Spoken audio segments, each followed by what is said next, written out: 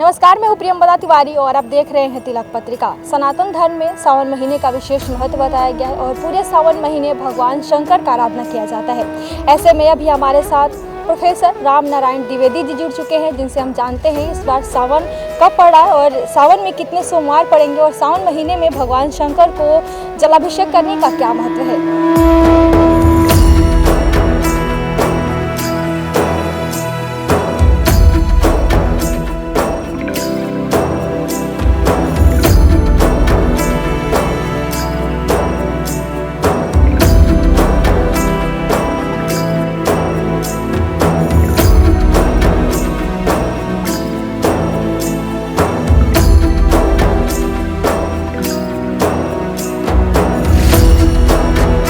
सावन है कब से शुरू हो रहे हैं? देखिए, हमारे शास्त्रों में प्रत्येक मास की अलग अलग महत्ता है। श्रावण मास भगवान शिव को समर्पित मास है। इस मास में प्रत्येक मास की जो पूर्णिमा पड़ती है और उस पूर्णिमा का जो नक्षत्र होता है उस मास को पूरा मास उस मास से गिना जाता है। तो इस बार श्रवण नक्षत्र की जब पूर्णिमा से श्रावण मास की गणना होती है और उस नक्षत्र के देवता कौन है उसके आधार पर उसको माना जाता है। तो उस नक्षत्र के देवता भगवान शिव हैं, इसीलिए ये शिव को मास पूरा समर्पित होता है। दूसरी विशेषता इसकी यह है कि जलधारा प्रिय शिवा, शिव को जलधारा अत्यंत प्रिय है। और जो भी पढ़ने वाले विद्यार्थी, विद्या को ज्ञान करने वाले लोग, विद्या का अभ्यास करने वाले लोगों के लिए भगवान शिव ही सर्व विद्या को के दाता हैं, प्रदाता हैं। ईशानः सर्व विद्यानाम ईश्वरः सर्वभूतानाम। ईशानेश्वर महादेव अर्थात भगवान शिव जो है सभी विद्याओं के मालिक हैं, सभी विद्याओं को ज्ञान प्रदान करते हैं। जो प्रतियोगिताओं में भाग लेने वाले छात्र हैं उनके लिए ये मास भगवान शिव की कृपा का अनुभव करने का मास है और भगवान शिव की कृपा का अनुभव करते हुए अपने विद्याओं में जो लोग संलग्न हैं उनको अत्यंत सफलता मिलने के चांस रहते हैं। दूसरा है ये मास भगवान आशुतोष नाम है शिव का। ये अत्यंत सहज और सरल भाव की पूजा से भी प्रसन्न हो जाते हैं, तुरंत प्रसन्न होने वाले देवता है। इसीलिए भगवान शिव की आराधना और उपासना करने से हमारे सभी प्रकार के कष्टों का भी नाश होता है, क्योंकि ये मास वैज्ञानिक दृष्टि से जब हम देखते हैं तो प्रकृति के साथ भी जुड़ा हुआ है। इस मास में जो उस तरह की वर्षा होती है, हमारे इंद्र देवता, वरुण देवता भी प्रसन्न होकर के पूरे जल से जो है आच्छादित कर देते हैं पृथ्वी को, और पृथ्वी में एक नया वातावरण का, एक नई विशेषता का अनुभव होता है जलधारा से। तो वो जलधारा से हमें किसी प्रकार के कष्ट, किसी प्रकार की व्याधि, किसी प्रकार के क्लेश ना हो, हमारा दाम्पत्य जीवन सुखी बना रहे, हमारा जीवन, हमारा पारिवारिक जीवन अच्छा रहे, हमें आरोग्यता बनी रहे, हम सब सुख और शांति और समृद्धि का अनुभव करें। यहाँ तक कि पर्यावरण भी इस मास में आनंद का अनुभव करता है। इस मास में वन वृक्ष आदि भी अपने को आनंदित करते हैं, नदियाँ भी अपने को आह्लादित महसूस करती हैं। तो ये प्राकृतिक मास है, प्राकृतिक मास है, प्रकृति के साथ अपने को तादात्म्य में स्थापित करने वाला मास है।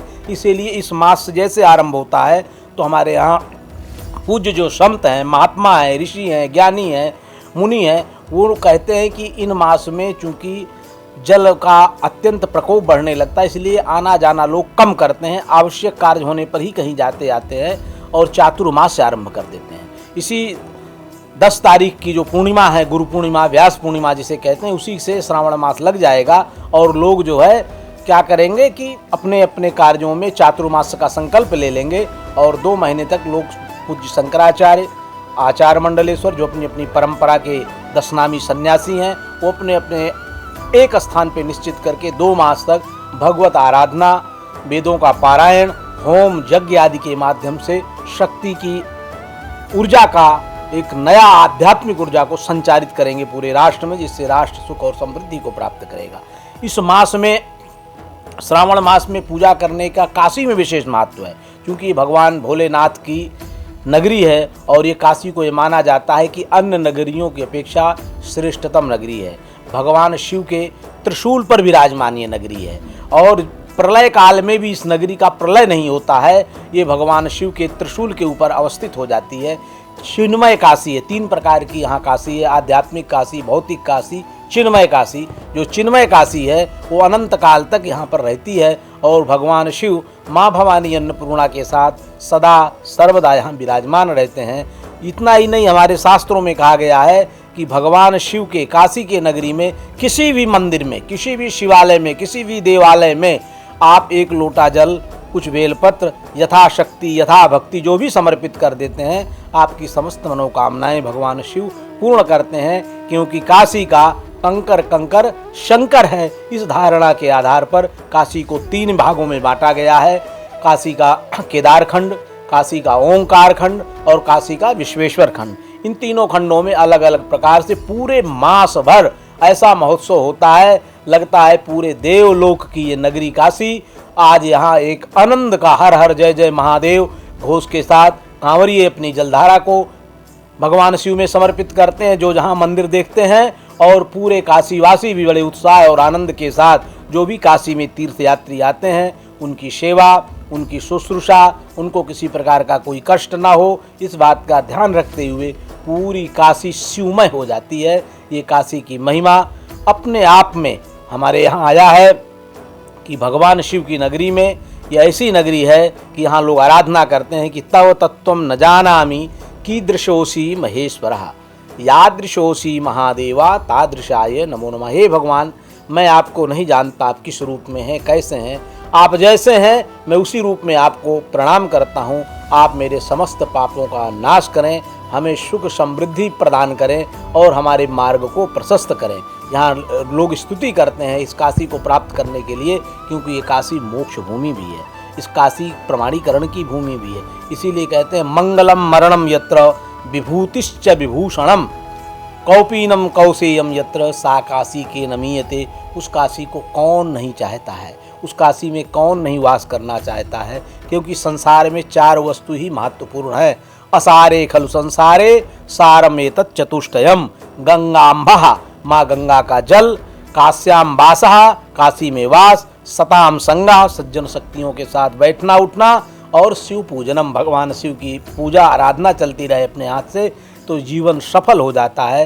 ये वो परम पवित्र मास श्रावण मास आरंभ हो गया है और इस श्रावण मास के आरंभ होते ही पूरी काशी में आप देख रहे हैं किस तरह की तैयारियां देवालयों और शिवालयों में चल रही हैं और लोग बड़े उत्साह के साथ, बड़ी सूचता और पवित्रता के साथ इस मास में भगवान शिव की आराधना करते हैं, जिससे उनको सुख और समृद्धि की प्राप्ति होती है। अभी आपने बताया भगवान शंकर को जलधारा बहुत प्रिय है। भगवान शंकर को जलधारा इतना क्यों प्रिय है, इसके पीछे पौराणिक कथा क्या है? जी, भगवान शंकर को जलधारा इसलिए अत्यंत प्रिय है क्योंकि भगवान शंकर के जटाओं में माँ भागीरथी स्वयं वास करती हैं। जब राजा भागीरथ इस भूलोक में माँ भागीरथी गंगा को लाना चाहते थे, उस समय जब गंगा हिमालय से अवतरित हो रही थी तो भगवान शिव की जटाओं में समाहित हो गई थी। तो भगवान शिव से अत्यंत भगीरथ के प्रार्थना करने के बाद भगीरथ रथ खाता व छिन्न जल प्रवाहो गंगा, ये त्रिपथगामिनी गंगा जब उन्होंने जटाओं से खोला तो वो जो है भूलोक को प्राप्त हुई। तो ऐसी हमारी मान्यता है कि भगवान शिव के सर पर जब गंगा जाती हैं तो शिव अत्यंत प्रसन्न हो जाते हैं। जल के धारा के गिरने से हमारी समस्त मनोकामनाएं पूर्ण होती हैं और भगवान शिव जानते हैं कि दूध लेने पर हो सकता है भक्त के पास उतना पैसा ना हो, उसको ना उपलब्ध हो सके, घृत स्नान भी उसके पास सबके पास सामर्थ्य नहीं होता, इक्षु स्नान, गन्ने के रस से भी स्नान और अभिषेक का सबके पास संभव नहीं है, फल से भी स्नान कराना सबके पास सामर्थ्य नहीं है। तो जल तो सहज और सरल है और वो जल जो है वरुण देवता प्रकृति का स्वरूप है और भगवान शिव जो समस्त सहज और सरलता के साथ जो सामग्री उपलब्ध है वही भगवान शिव को समर्पित कर दिया जाए, उसी से भगवान आशुतोष प्रसन्न हो जाते हैं। भगवान आशुतोष किसी प्रकार के आडंबर को नहीं स्वीकार करते। वो कहते हैं जो जैसे है, जिस भाव से मुझे जैसे समर्पित कर दो। भक्त के पास कुछ नहीं है, वो हाथ जोड़ करके खड़ा हो जाए भगवान शिव के समक्ष और अपनी हृदय से समर्पण कर दे, भगवान शिव उससे प्रसन्न हो जाते हैं। अत्यंत ही सहज और सरल, इसीलिए माताएं कहती हैं हमें वर शिव जैसा प्राप्त हो। कोई माता नहीं कहती कि हमें राम जी जैसा वर प्राप्त हो या कृष्ण जी जैसा वर प्राप्त हो। इसके पीछे यही कारण है कि भगवान शिव अत्यंत सरल और सहज हैं, सबको स्वीकार करने वाले हैं और सबके साथ सामंजस्य बनाने वाले देवता हैं, इसीलिए उनको महादेव कहा गया है। आप देखते हैं परस्पर विरोधी जो जीव जंतु हैं वो भी भगवान शिव के सम्मुख समीप में एक साथ बैठ जाते हैं। गरुड़ है, सर्प है, मोर है, ये सब एक दूसरे के परस्पर विरोधी है, लेकिन जब भगवान शिव के पास आते हैं तो सारे गण एक साथ बैठ करके हर हर महादेव का उद्घोष करते हैं और भगवान शिव उनको सबको अपने कृपा का अनुभव प्रदान कराते हैं। इसीलिए भगवान शिव समाज में सामंजस्य, समरसता और राष्ट्र में एक जो धर्म है हमारा, जो हमारा राष्ट्र धर्म है, उसके प्रति भी भगवान शिव संकेत करते हैं कि हम जिस भूखंड में रह रहे हैं, जिस भूमंडल में रह रहे हैं, वो उस भूमंडल के प्रति भी हमारा समर्पण होना चाहिए, उसके प्रति भी हमारा अर्पण होना चाहिए और उसके सुरक्षा की दृष्टि से भी हमारी एक जिम्मेदारी होनी चाहिए। ऐसा भी भगवान शिव तमाम अपने आख्यानों में, पौराणिक आख्यानों में, पुराणों में जिस क्षेत्र में रहा जाता है उस क्षेत्र की सुरक्षा और उस क्षेत्र का संरक्षण, संवर्धन भी प्रत्येक नागरिक का दायित्व है। ऐसा भी भगवान शिव माता पार्वती से संवाद में कई कथानकों में वर्णन करते हैं। सावन का सोमवार हम सबको पता है बहुत महत्व रखता है, इस पर कितने सोमवार पड़ेंगे और हमें व्रत क्यों करना चाहिए, खासकर सावन का जो सोमवार है? देखिए, इस बार श्रावण मास में मुझे लग रहा है कि 5 सोमवार हैं, 4 सोमवार हैं। इन चारों सोमवारों में ये माना जाता है कि देखिए, सोमवार जो दिन होता है वो भगवान शिव से संबद्ध दिन है, ऐसी एक लोक मान्यता है। और लोग व्रत करते हैं चूँकि चंद्रमा का प्रतिनिधित्व करता है सोम, और चंद्रमा भगवान के ललाट में निवास करता है। यन मूर्धनि शशिना कला, शशि माने चंद्रमा, जिनके मूर्धनि माने मूर्ध भाग में, भगवान शिव के मूर्ध भाग में वास होने के कारण चंद्रमा भगवान शिव को प्रिय है, क्योंकि जो आदमी माथे में किसी चीज़ को रखता है इसका मतलब वो चीज़ उसको प्रिय होती है।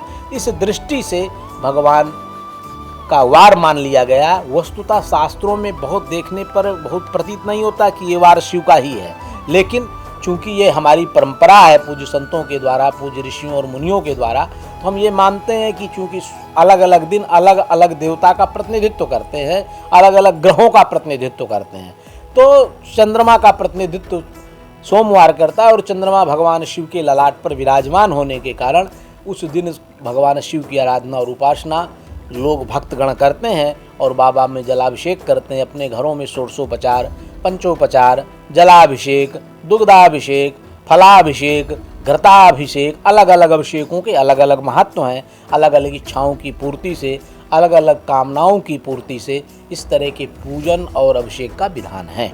कांवड़ यात्रा क्या है और इसके पीछे पौराणिक कथा, पौराणिक मान्यताएं क्या हैं? क्योंकि बाबा बैद्यनाथ हो गए, बाबा विश्वनाथ हो गए, भारी संख्या में जो श्रद्धालु हैं कांवड़िए आते हैं इसमें, तो इसके क्या पीछे क्या है? देखिए, ये हमारी एक बड़ी प्रसिद्ध परंपराएं हैं कि भगवान शिव को भक्त संकल्प लेता है कि जैसे वहाँ सुल्तानगंज से बाबा धाम में लोग जल को लेते हैं और बाबा बैद्यनाथ धाम में नंगे पैर अपने कंधे पर जल को लेकर के भगवान शिव के चरणों में समर्पित करते हैं। बम बोल वाले भी भक्त उसी तरह से जाते हैं और एक उनकी एक मन में भावना है कि हम भगवान शिव को नंगे पैर स्नान करके शुद्ध और पवित्रता के साथ अपना जल जब समर्पित करेंगे, हमारे यहाँ आया शिवम भूत्वा शिवम यजेत, शिव की तरह बैरागी बन करके, बीतरागी बन करके और उन्हीं के तरह कौपीनवंता खलु भाग्यवंता, कौपीन धारण करके, लाल वस्त्र धारण करके एक अपने अंदर जो है वैराग्य भाव को दिखाते हुए भगवान शिव के चरणों में अपनी भक्ति और श्रद्धा को समर्पण करने का नाम ही कांवड़ यात्रा है। इस कांवड़ यात्रा के में जो लोग करते हैं उन लोगों की अपनी अपनी धारणाएं होती हैं कि हम 12 वर्ष तक करेंगे तो परमात्मा हमारी समस्त आरोग्यता को प्रदान करेंगे, हमारे परिवार के बाल बच्चों को सबको सुखी रखेंगे। इन्हीं धारणाओं के साथ भगवान के चरणों में जाते हैं और भगवान शिव सबकी मनोकामनाओं को पूर्ण करते हैं। बेलपत्र भगवान को क्यों चढ़ाया जाता है, इतना प्रिय क्यों माना जाता है, खासकर सावन में बड़ी संख्या में लोग बेलपत्र चढ़ाते हैं, इसके पीछे? देखिए, बिल्वपत्र एक बहुत अच्छी बात है। ये बिल्वपत्र तिदुलम तिगड़ाकारम, ये 3 दल का होता है, 3 आकार होते हैं और भगवान भी त्रिनेत्रधारी हैं। तो ये भगवान शिव को अत्यंत प्रिय इसलिए है क्योंकि तिदुलम तिगुड़ाकारम एक बल बिल्वपत्रम शिवार्पणम, अगर एक बल बिल्वपत्र शिव को अर्पित कर दिया जाता है तो कोटि कन्यादान फलम, अनेक कन्यादानों के फल के बराबर पूर्ण प्राप्त होता है। क्योंकि ये बेलपत्र के अंदर एक सबसे बड़ी चीज़ है, भगवान शिव के ऊपर जो भी वस्तुएं चढ़ाई जाती हैं, अर्पित की जाती हैं, उसके पीछे वैज्ञानिक कारण भी है। क्योंकि बेलपत्र आप समझ लीजिए कि वो ऊर्जा को प्रदान करता है कि भगवान शिव तो समस्त विष को अपने पान कर लिया है, समस्त प्रकार के जो कोई नहीं पी सकता वो भगवान शिव को समर्पित कर दिया जाता है, और शिव उसको पचाते भी हैं और उसको मुस्कुरा करके हंसते हुए संसार को दुखों का निवारण भी करते हैं। तो इस प्रकार की जब औषधियाँ शिव के पास जाती हैं, शिव जी को समर्पित होती हैं, उन औषधियों के माध्यम से भगवान शिव जो है अत्यंत प्रसन्न इसलिए होते हैं क्योंकि बेलपत्र के अंदर ऊर्जा है।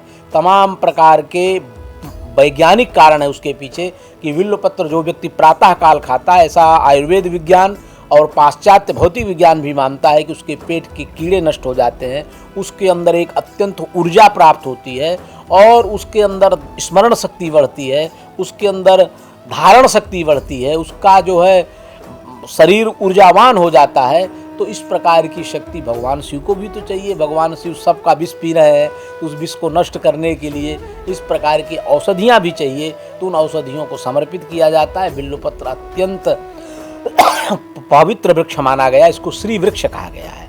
ये श्री वृक्ष है, ये भगवती पार्वती का अत्यंत प्रिय वृक्ष है, लक्ष्मी का प्रिय वृक्ष है। तो भगवान की जो प्रिय वस्तु है अगर उसको मिलती है या हमको भी कोई प्रिय वस्तु मिलती है तो हम लोग प्रसन्न होते हैं।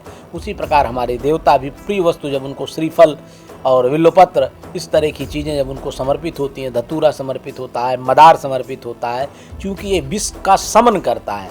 भगवान ने इतने विषयों का पान किया है समस्त संसार को सुखी करने के लिए, तो इस प्रकार की जो औषधियाँ हैं ये वन औषधियाँ कहलाती हैं। इन औषधियों से परमात्मा को सुख मिलता है, इसीलिए लोग उनको समर्पित करते हैं और परमात्मा उनको ग्रहण करते हैं और ग्रहण करके प्रसन्नता की मुद्रा में, अभय मुद्रा में आशीर्वाद भी प्रदान करते हैं। रुद्राभिषेक हमें क्यों करनी चाहिए, इसके पीछे धार्मिक मान्यताएं क्या है और भगवान शंकर को प्रसन्न करने के लिए हम कैसे, कौन सी विधि से रुद्राभिषेक करें? देखिए, रुद्राभिषेक हमारी एक वैदिक सनातन परंपरा है। उस परंपरा में हमें जल से रुद्राभिषेक कराने से, गन्ने के रस से अभिषेक कराने से, फल के रस से अभिषेक कराने से, घृत से अभिषेक कराने से अलग अलग चीज़ें होती हैं। जो व्यक्ति सामान्यतया परमात्मा की कृपा प्राप्त करना चाहता है वो जलाभिषेक से, पंचोपचार पूजन से, सामान्य रुद्राभिषेक करके परमात्मा की कृपा को प्राप्त कर सकता है। जो किसी विशेष विधि से कुछ चीज़ों को प्राप्त करना चाहता है तो हमारे शास्त्रों में वर्णन है कि कोई व्याधि का शमन करना चाहता है तो कुशोदक से, उसके जल से अभिषेक करने से उसकी विशेष व्याधियाँ हैं, जो विशाल व्याधियाँ हैं, वो व्याधियाँ उसकी नष्ट हो जाती हैं। दूसरी चीज़ें क्या हैं कि जो व्यक्ति घृत से अभिषेक करना चाहता है तो उसको विशेष कृपा माँ लक्ष्मी की प्राप्त होती है और तमाम प्रकार की कृपाएं प्राप्त होती हैं।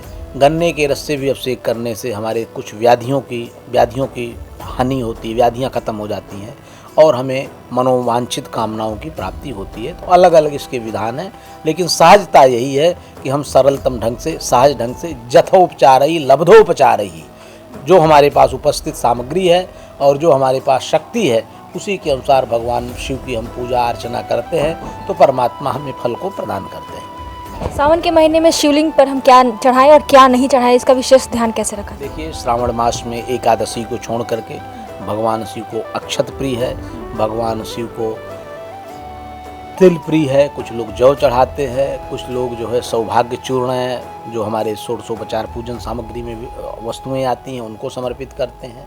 और नहीं कुछ है तो हम तो ये कहते हैं आप करबद्ध जोड़ के खड़े हो जाइए उनके सामने, आपको जल समर्पित कर दीजिए, बेलपत्र समर्पित कर दीजिए और शुचिता के साथ, पवित्रता के साथ परमात्मा के सम्मुख खड़े हो जाइए तो परमात्मा की कृपा का अनुभव आपको होगा। और ये कहते हुए कि पापोहम पाप कर्माहम पापात्मा पाप संभवा पाहि माम पार्वती नाथ सर्व पाप हरो हरा।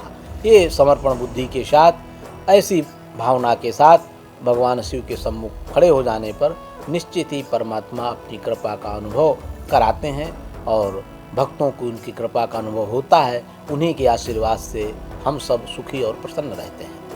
भगवान शंकर को प्रसन्न करने के लिए हमें कौन सी स्तुति और या कौन से मंत्र का जप करना चाहिए, खासकर सावन? देखिए, साधारणतया पंचाक्षर मंत्र है, नमः शिवाय का जप करना चाहिए। और विशेष मंत्रों की अलग अलग उपासनाएं हैं, अलग अलग आराधनाएं हैं, वो भक्त अपने अपने ढंग से विशेष इच्छा रखने पर करते हैं, लेकिन सामान्य है पंचाक्षर मंत्र का जप करना चाहिए। भगवान को लब्धोपचार सामग्री दूध, घी, दही, जो शहद, जो जिसके पास जितना हो सके उस ढंग से अर्पित करे, समर्पित करे, पूजन करे।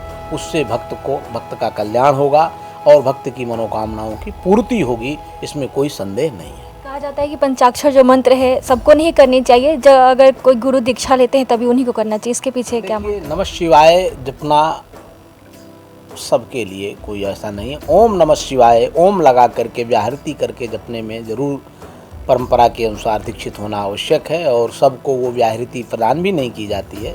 लेकिन राम राम कहना, नमः शिवाय कहना कोई निषेध नहीं है। ये परमात्मा का नाम संकीर्तन है, और उसके नाम संकीर्तन में सूचितापूर्ण हम अगर शरीर है तो हमें कहने में कोई अपराध नहीं है।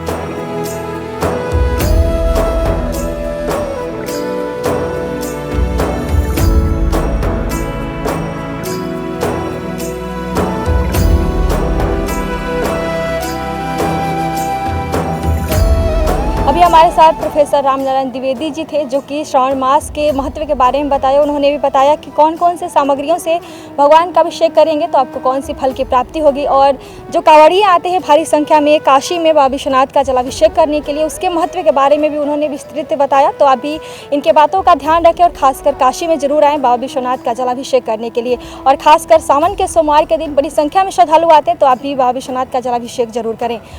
कैमरा पर्सन दीपक गुप्ता के साथ मैं प्रियंवदा तिवारी, देखते रहे तिलक पत्रिका।